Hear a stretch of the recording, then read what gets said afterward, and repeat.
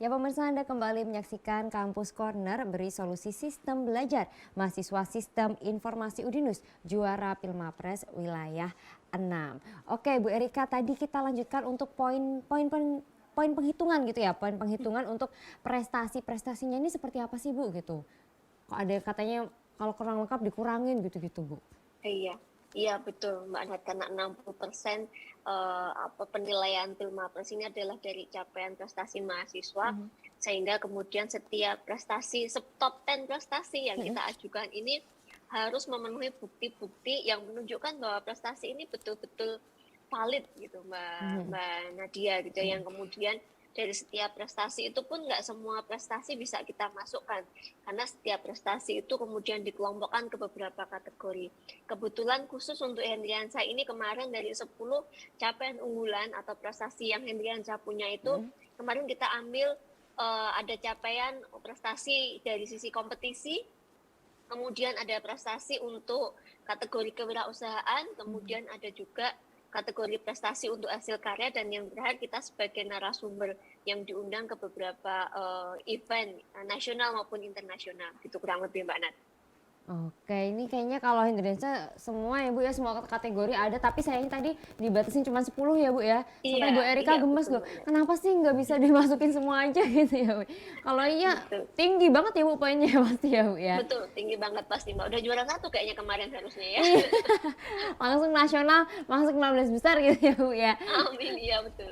Oke, kalau ilmu nih Bu, sebenarnya ilmu apa aja sih yang bisa didapatkan oleh mahasiswa gitu dengan mengikuti Pilmapres ini gitu Bu?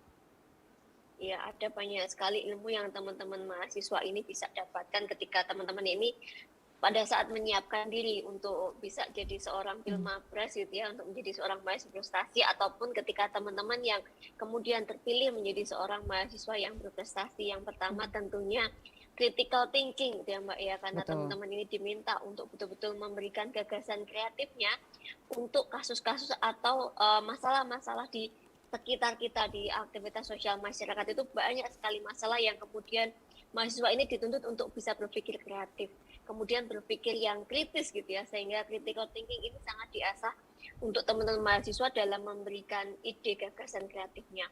Creative writing-nya juga kemudian diasah, kemudian academic writing-nya juga diasah, karena meskipun kreatif tapi kemudian tidak punya dasar akademik begitu ya, dasar-dasar ilmiah yang kemudian tidak dimiliki oleh mahasiswa, ini juga menjadi karya tulis yang tidak bisa kita validasi, sehingga creative writing, kemudian academic writing, critical thinking, kemudian creative thinking ini menjadi salah satu yang kemudian mahasiswa ini terus kami asah untuk bisa menjadi seorang mahasiswa berprestasi. Kurang lebih begitu Mbak Nat. Oke, tapi kalau untuk Hendriansyah udah semua tadi ya Bu ya, sudah ada Udah semua di diri kelebihan kayaknya. Hendriansyah. Ya betul Mbak, udah semua ada, udah paket komplit Paket spesial gitu komplit kayaknya Mbak. spesial gitu ya Bu ya. Iya. Komplit pakai spesial nih kalau Iya. Hendriansyah. Hendriansyah, boleh dong diceritain lagi nih ke teman-teman, tadi kan prestasi kamu kan banyak nih, udah skala nasional, skala internasional gitu.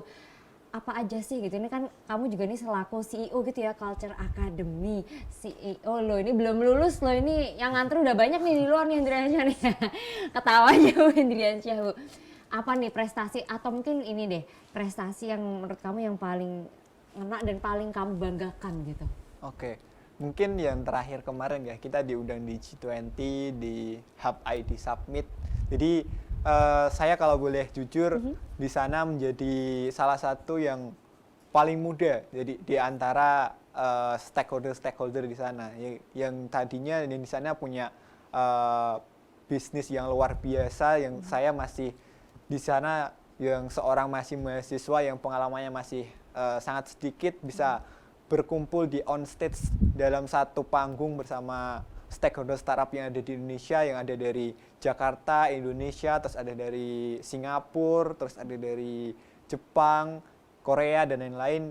Di sana saya sangat bangga bisa bertemu dengan bapak-bapak para menteri, mulai dari Menteri Kominfo, Menteri Kemenparekraf, dan masih banyak lagi. Dan di sana menjadi turning point kita bahwa mahasiswa itu bisa melewati limit mereka, bahwa status mahasiswa itu bisa bersaing dengan perusahaan-perusahaan yang sudah besar maupun sudah settle di dunia perusahaan maupun dunia startup, bahwa mahasiswa Udinus ini bisa berbicara banyak di tingkat nasional maupun internasional. Keren loh ini loh. Dan itu baru kemarin banget ya? Iya, diselenggarakan di Bali, di Nusa Dua Bali. Di Nusa Dua Bali, sekalian jalan-jalan nggak kamu? Betul sekali. Oke, kedoknya ada nih sekalian jalan-jalan, betul sekali gitu ya. Ya bener kan, tetap harus refreshing ya, Iya. harus fokus mikir terus. Tapi keren loh itu di G20 ya, G20 itu kan ya, G20. Hendriansyah ini salah satunya, itu nggak semua orang bisa ya? Ya, itu sebenarnya dapat undangan. Jadi saya karena dari Kominfo fokusnya di bidang startup, dan di situ dipilih 80 startup terbaik yang ada di Indonesia, dan Culture Academy menjadi salah satunya. Menjadi salah satu peserta Dari 80 itu tadi ya, startup. Culture Academy, makanya yang diundang. Ini dapat undangan berarti ya? Iya, Harusnya. betul. Undangan, kalau saya undangan cuma dapat undangan nikahan temen, Hendriansyah nggak pernah tuh diundang kayak gitu. Gitu ya. Oke, nah ini kalau untuk dukungan nih, dukungan dari Udinus di ajang Pilmapres ini kepada Hendriansyah apa saja, tapi di-spill-nya setelah jeda ya, oke? Jadi pemirsa jangan kemana-mana, kami akan kembali untuk Anda usai jeda berikut.